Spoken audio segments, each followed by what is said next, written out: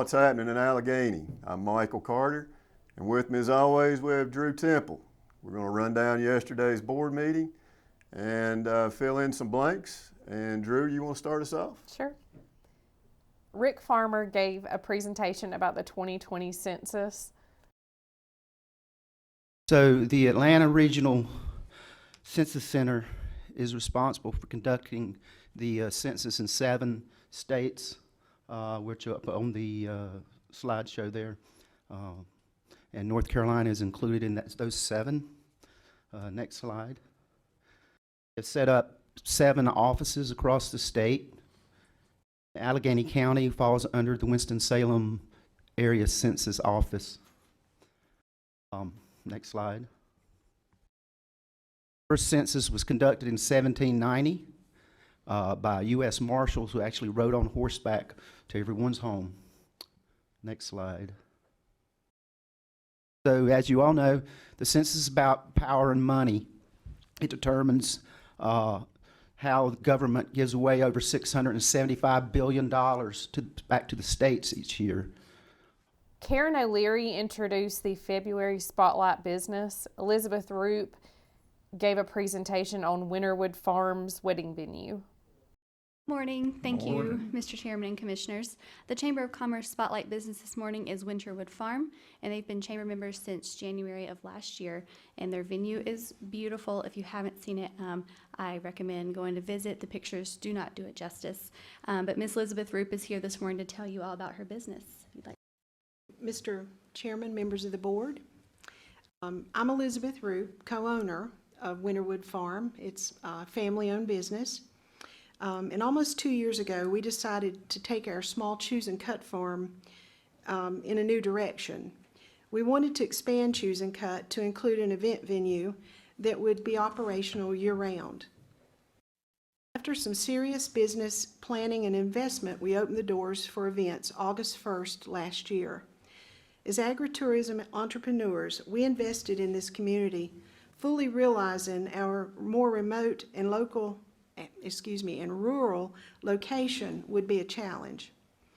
Many years we marketed Choose and Cut on the farm, and today we continue to invest in marketing to bring people to our farm and hopefully into the businesses and in the town and county as well.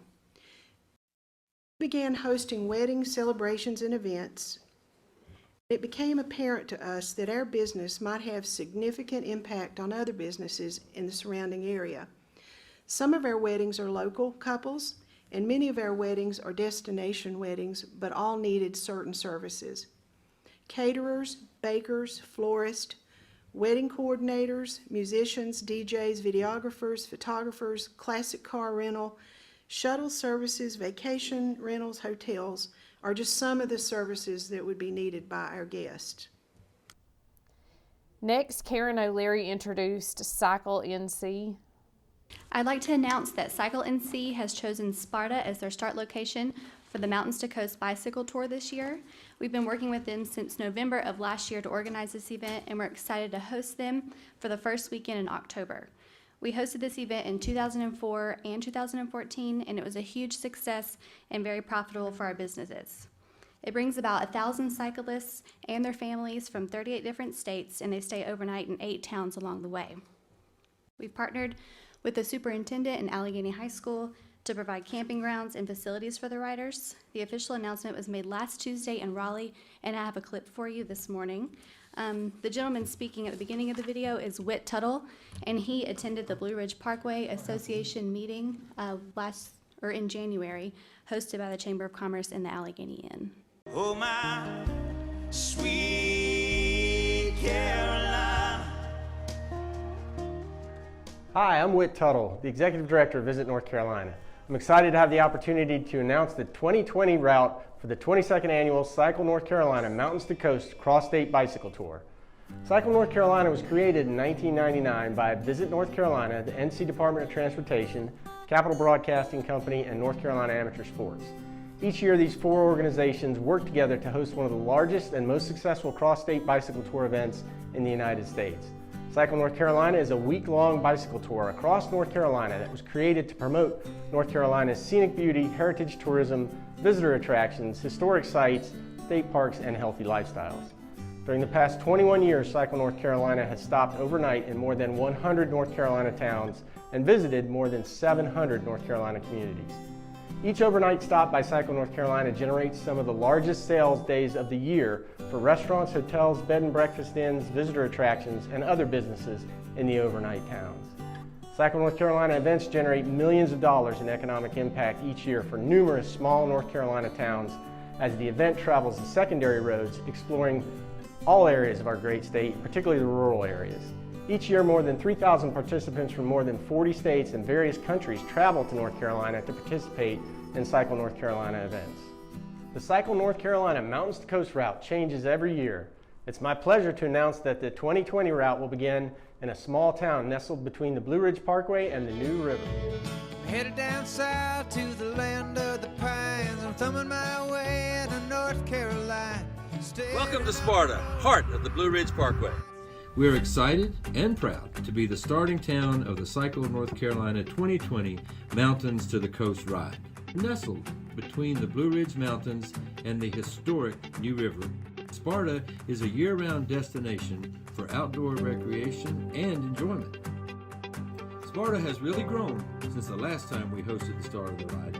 Downtown Sparta bustles with restaurants, a brewery, and live music venues. Come a day or two early and enjoy our community, our shops and restaurants, canoeing, kayaking, and more. We look forward to seeing you in October. Tom Kilby with the Children's Center of Northwestern North Carolina gave a presentation about tribunal court. Good morning. Thank you for allowing us to come up here with to see you today. Penny Johnson-Britton is also with me, and we're with the Children's Center of Northwest North Carolina. And I'm here to talk to you about teen court. First, before I go to there, let me share with you, and you may probably already know this, but as of December 1st of last year, the juvenile age in North Carolina raised from 16 to 18. Along with that, the Juvenile Crime Prevention Council was given a little additional monies for restorative justice programs to help meet the needs of the additional children that will be served. One of those programs are the teen court programs. Children's Center applied for money. We did get a little additional money that is good through this fiscal year, and the rest of the money will begin next year. All the counties, as in 2021, will be required to have diversionary restorative justice programs. We are a diversionary diversion program. Teen court utilizes peer sentencing.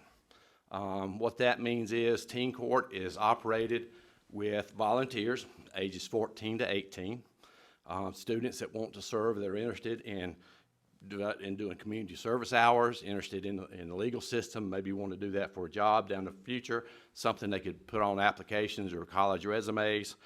And we have a jury of children that come in 14 to 18.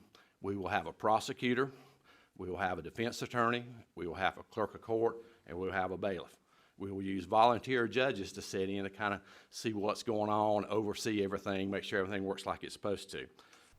Megan Edwards, Recreation Director, gave an update on piping the creek at the fire training facility and the Lions Club dirt and gravel situation. Morning. On Friday, I rode out to the fairgrounds to check on the water situation that we're talking about, piping the creek and clearing the trees at the fire training facility. There's actually a gentleman that has his pond runoff, and it's coming directly out on our land. It's piped right under the fence, and it is a bloody, yucky mess out there. I believe Mr. Osborne can give a little more information. They're wanting to clear the trees about 20 to 30 feet from the Bledsoe Creek running as is, so that there's some more area for parking and things like that for overflow, but getting this water situation cleaned up mainly. That's something that you all would like for me to look into for Partif, because we haven't decided on exactly something for this Partif cycle. I would be more than happy to get with Field True and come up with a plan on using that for whatever you all decide, but if it is parking and camping, then that would be recreation outdoors. It's certainly needed, especially during the Fiddlers Convention. So the bank has been sloped back. The dirt has been moved from Lions Club Bank down to the ball fields. That project has been completed. But now We need to decide if we are going to go ahead and gravel where they took out. There's about 25 feet more of that entranceway, which is going to be fantastic for Davis Field as far as getting traffic in and out. But do we need more dirt from that area before we put gravel? Because I would hate to spend the money to put gravel down and then turn around and need to be taking more dirt from it and defeat the purpose of putting the gravel down. So if we don't need more dirt anywhere from that area, then we can go ahead and put gravel down. It's about a 6-inch lip, I would say, from the asphalt to the dirt where they took the bank out. And we would be widening that entranceway. So estimated about 25 loads of gravel, could be less, but aiming high 25 loads of gravel to put there. There was discussion between the commissioners about the proposed fire tax and proposed rescue tax. That sums it up. Thank you all for tuning in. I want to remind you of the next Board of Commissioners meeting, which will be March 2nd at 6:30. I hope you can be there. We'll see you soon.